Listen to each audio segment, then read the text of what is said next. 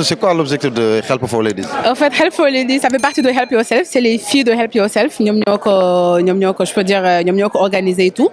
Les Help for Ladies, c'est quoi? Dañuy jàppale suñu mbokku jigéen ñi. Tu vois, parce que jigéen ñi ñu ngi dund loo xamante ne yàlla rek a xam.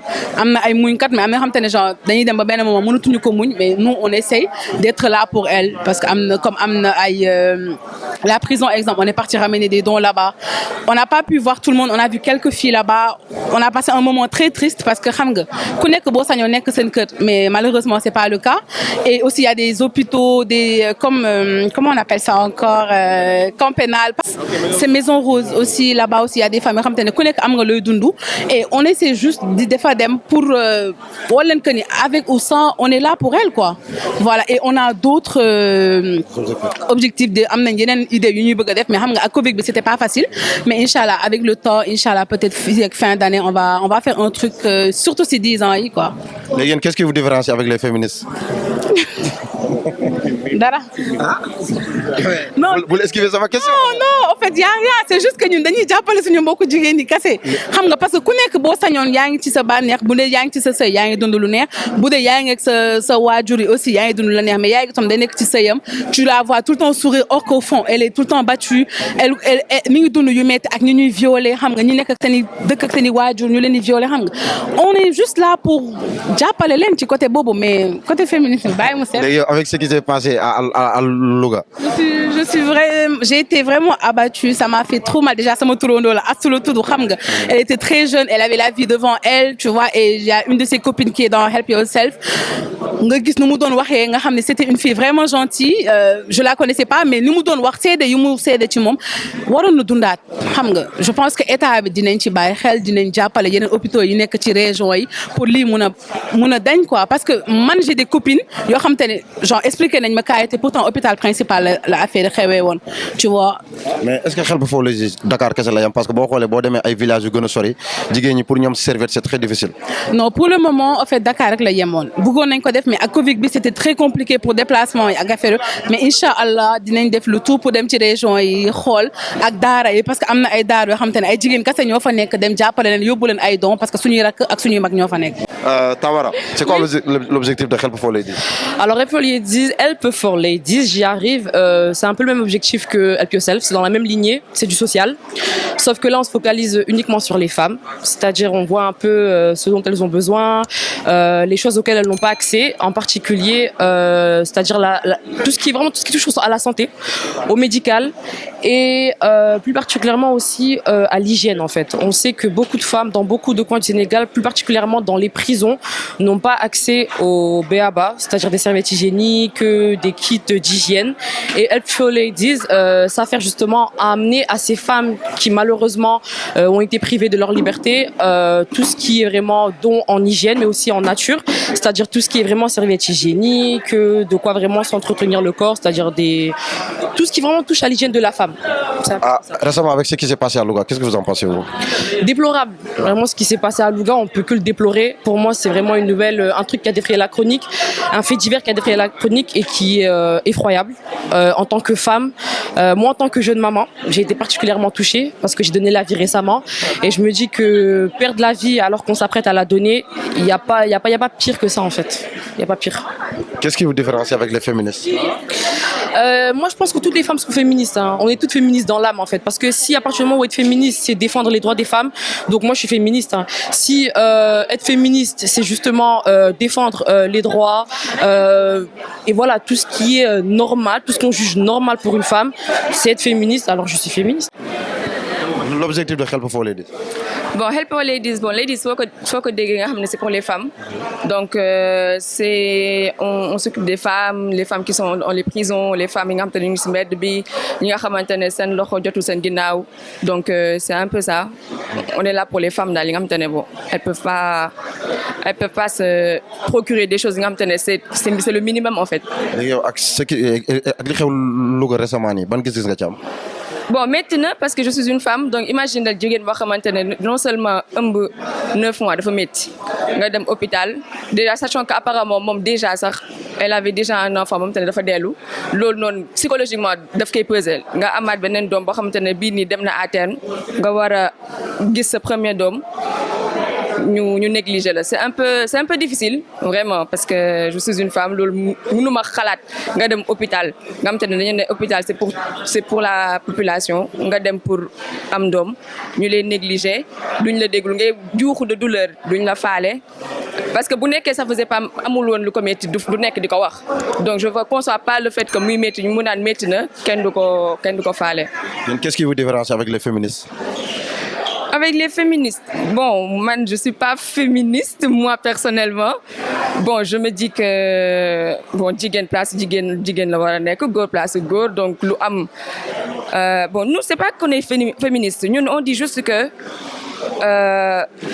jigéen lii la soxla lii lañ ko war a defal. Elle a des parts dans la société, dañ ko koy jox ba mu mat sëkk. Et puis après le reste ñu xool. Madame Lindor, comment ça se passe à l'accueil? Bah, ça se passe bien, hein. On est déjà de bonne humeur, donc on aime bien recevoir les gens, c'est toujours un plaisir. Aujourd'hui, en tant que femme, c'est quoi l'objectif de Help for Ladies? L'objectif de Help for Ladies, c'est un objectif qui nous permet de lutter contre les inégalités du genre. Donc, on essaye d'aider au maximum les femmes pour qu'on ne ressente pas la différence entre les femmes et les hommes au sein de Help d'abord et après dans la vie de tous les jours. Ak li xew Louga fan yii nii ban gis-gis nga ci am? Ñu ngi koy ñaawlu torop parce que déjà ëmb 9 mois ba pare war a wasin ñu lay teg ci ay conditions yoo xamante ne vraiment ñaaw na ñu ngi koy ñaawlu torop et ñu ngi ñaan les autorités qui puissent en tout cas mettre en place des structures et mettre à l'aise les femmes dans la société sénégalaise. Qu'est-ce qui vous différencie avec les féministes? Bon, qu'est-ce qui nous différencie avec les féministes? Je pense rien, hein, parce que c'est le même combat. Si, en tout cas, sur les bases on essaye de. Excusez-moi. On essaie de. Oui, donc je dis que c'est le même combat sur la base on lutte contre les inégalités du genre. Ngoné yow lan mooy objectif Help for Ladies? Help for Ladies, c'est une des subdivisions de Help Yourself qui vient en aide aux femmes incarcérées dans les prisons. Comme réalisation, on a eu à distribuer plus de 300 serviettes hygiéniques dans la prison des femmes parce qu'on sait que les conditions sanitaires là-bas laissent à désirer. Donc c'est une des subdivisions et une des réalisations qu'on a faites avec Help for Ladies. Yow tey en tant que jigéen ce qui s'est passé au Louga ban gis-gis nga ci am? Dégg nga. En tant que jigéen tey ce qui s'est passé au Louga ban gis-gis nga ci am? Lan moo xew Louga? Xale bu jigéen bu demoon ci sage-femme bi noonu xam nga gars yi tere doon ko ba mu dee quoi. Non seulement en tant que femme mais en tant qu'étudiante en médecine aussi, ça me désole énormément de voir que de voir l'Icodal en fait parce que loolu métti na je n'imagine pas comment sa famille a dû sentir, comment affaire bi yëngal na dëkk bi yëpp parce que je trouve que on est un pays on est en 2022 et on voit que dans les sous-régions c'est comme si gouvernement bi en fait faalewuñu torop, ils font pas vraiment d'efforts dans tout ce qui est hôpital, même école, tout ce qui est éducation dans les sous-régions. Daf mel ni Sénégal, c'est que Dakar. Et même à Dakar, on voit quelques problèmes qui sont pareils. On voit que les gens de la population, les gens de la banlieue aussi, ils ont des problèmes. Les hôpitaux publics, ils ont énormément de soucis pour prendre en charge leurs patients. Et je trouve qu'il y a énormément de travail à faire pour que ñu améliorer wu quoi. Membre Help Yourself, ban gis-gis nga am ce qui s'est passé récemment au Louga? loolu la noonu. loolu la. mooy xale bu jigéen bi nga xamante dafa defoon te jëluñu ko prise en charge ba mu gaañu. Alors honnêtement man personnellement ça m'attriste parce que même personnellement je suis sage-femme. Du coup on a beaucoup attrapé notre veste et on prend sur nous quand même mais vraiment c'est une chose bi nga xamante ne c'est à déplorer ñun rafetluñu ko daal. Voilà donc c'est une chose bi nga xam ne métti nañ ko lool macha allah loolu moom yàlla bu mu amate yàlla na fi gëj parce que après tout on reste des humains tu sais on doit être empathique suñu liggéey la en fait. Du coup dañ ko war a def ak xol avant au-delà de le métier bi mais humainement dañ ko war a def ak xol ñun kenn mënuñu fay en fait ñun yàlla fayu yàlla la ñuy xaar kenn mënuñu fay yàlla moo ñu fay macha allah. Léegi qu'est-ce qui vous différencie avec les féministes?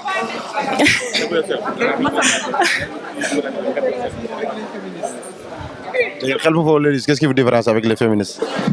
Je saurais répondre sur cette question honnêtement désolé je saurais répondre sur cette question. lan moo tax pourquoi ñu def différence entre Help Yourself et féministe pourquoi nga bëgg def différence boobu noonu. damay laaj rek. y a aucune différence. Y a aucune différence benn lañ. on a un même combat benn la waaw. waaw bu teggine bi rek mais on a un même combat de waaw benn la. Help for Ladies yow ci nga bokk. waaw c'est Help for Ladies waaw. Avec ce qui s'est passé récemment au Louga yéen en tant que Help for Ladies ban gis-gis ngeen ci am. Déjà maa ngi jaale famille victime bi Astou Sokhna man ak moom ñoo bokkoon classe ISM de la première à la troisième année. C'était une amie ñoo bokkoon classe xamante woon nañ bu baax donc li ko dal ñu ñëpp la metti parce que man mii je suis de Louga. Déjà tey gis naa mobilisation bi foofu di si kontaan bu baax mais di wax juste que hôpital boobu c'est pas la première fois ñu leen waxal lii ku ci nekk am nga benn expérience wala nga xam kenn koo xamante ne mës na fa dem prise en charge bi demeewul noonu donc ñu ngi koy mettitlu et j'espère que dinañ si def lépp lu ci war pour édifier nous et que dootul amati incha Qu'est-ce qui vous différencie avec les féministes? man Help for Ladies amul féministe mais li fa am mooy lépp loo xamante ne dañ koy def pour sunu mbokk jigéen yi pour les mettre dans de très bonnes conditions pour di xeex ak ñoom yenn seen ak yelleef dañ koy def par exemple suñu activité yi ñuy def camp pénal ça n'a rien bokkul ak dara nga nekk féministe ou pas juste dem jàppale sa mbokk jigéen indil ko et c'est juste ça.